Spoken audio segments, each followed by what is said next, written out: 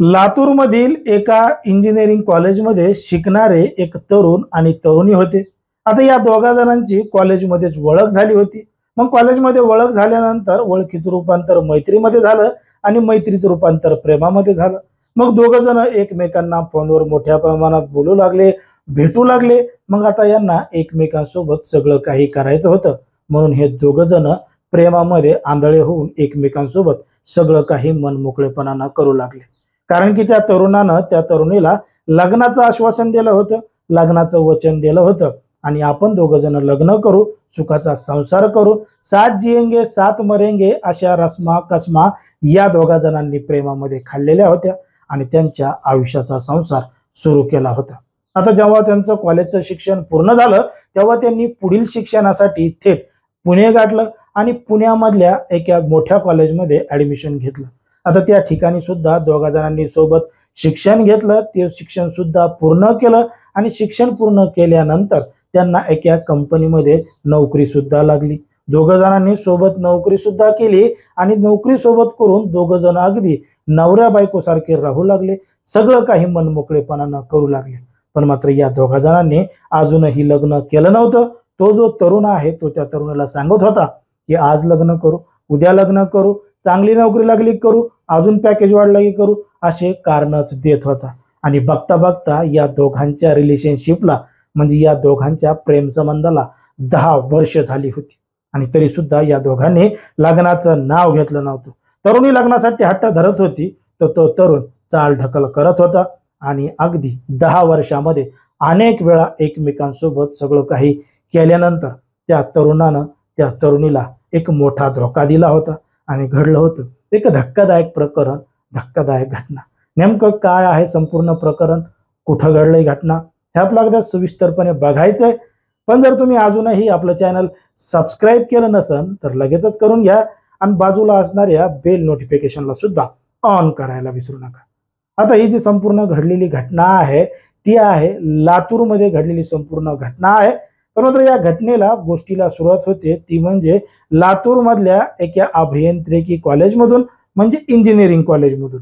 या कॉलेजमध्ये शिकणारं एक तरुण तरुणीचं जोडपं होतं। कॉलेजमध्ये ज्या दोघा जणांची ओळख झाली, ओळखीचं रूपांतर मैत्रीमध्ये आणि मैत्रीचं रूपांतर प्रेमामध्ये झालं।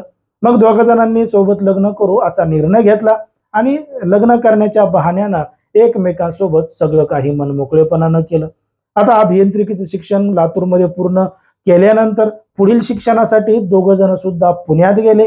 तिथं दोघांनी पुढचं पदवीचं शिक्षण घेतलं आणि शिक्षण घेऊन ते नोकरीला सुद्धा एका कंपनीमध्ये सोबतच लागले। मग आता शिक्षण पूर्ण झाल्यावर लग्न करू असं त्या तरुणानं सांगितलं। मग शिक्षण पूर्ण झाल्यानंतर नोकरी लागल्यावर लग्न करू असं त्या तरुणानं सांगितलं, तरी तरुणी काही म्हणली नाही। अखेर नोकरी लागली तरी सुद्धा त्यानं लग्न केलं नाही आणि लग्न न करताच सगळं काही तो मनमोकळ्याने करत आहे, त्या तरुणीचा उपभोग घेत आहे। या सगळ्या गोष्टींची माहिती त्या तरुणीला पटली होती, कारण की तो लग्नाचं नावच घेत नाहीये। गेली 10 वर्ष तो फक्त रिलेशनशिप मध्ये आहे आणि लग्नाचं नाव काढलं की चालढकलपणा करतोय, आज करू उद्या करू, असं करू तसं करू असे कारणच देतोय। या सगळ्या गोष्टींची माहिती त्या तरुणीला समजली होती। जेव्हा तिनं त्याला जाब विचारला की रिलेशनशिपला 10 वर्ष झालेत, आपण लग्नाआधी सगळं काय करून बसलोय, तू नेमकं लग्न कधी करणार आहेस का नाही एकच सांग। तेव्हा त्या तरुणानं सांगितलं की घरचे आता लग्नाला विरोध करत आहेत, कारण की आपली जात वेगळी आहे, घरचे लग्नाला नाही म्हणत आहेत। मग हे सगळं ऐकल्यानंतर त्या तरुणीच्या पायाखालची जमीनच सरकली। कॉलेजपासून ते नोकरी लागेपर्यंत त्याला ती सुंदर वाटत होती, आवडत होती, सगळं काही करताना चांगली वाटत होती। मग आता लग्न करताना जात का आडवी येत होती हा प्रश्न त्या तरुणीसमोर पडला होता आणि त्यानं थेट त्या जातीचं कारण त्या तरुणीला सांगितलं होतं। आता कारण सांगितल्यानंतर 15 मे 2025 रोजी जेव्हा ती तरुणी पुण्यावरून लातूरला गेली, तिच्या घरी गेली, तेव्हा तिनं घडलेला संपूर्ण प्रकार तिच्या घरच्यांना सांगितलं। घरच्यांनी तात्काळ जवळचं पोलीस स्टेशन गाठलं आणि पोलीस ठाण्यामध्ये जाऊन रीतसर फिर्याद दाखल केली, तक्रार दाखल केली।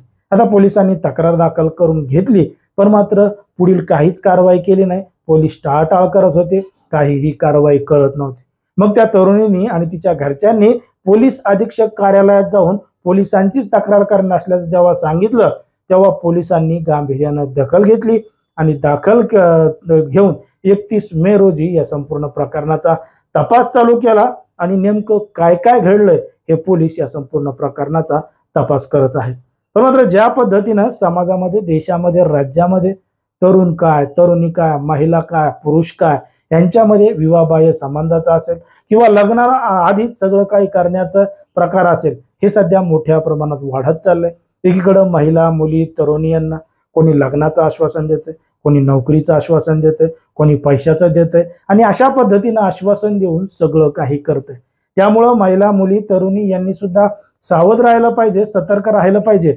जर कोणी लग्नाचं आश्वासन देत असेल, आमिष दाखवत असेल तर अगोदर लग्न कर, मग सगळं काही कर, अशी अट ठेवायला पाहिजे, जेणेकरून हे घडणारे गुन्हे आहेत ते कुठंतरी कमी होतील, असं एकंदरीत आपल्या या ठिकाणी वाटतं.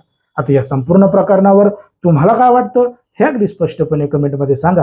कारण की कोणाच्याही भावना दुखवणं, कोणाचंही मन दुखवणं हा आपला उद्देश नाही. समाजामध्ये जे घडतंय तेच सांगायचं काम आपण या ठिकाणी करत असतो.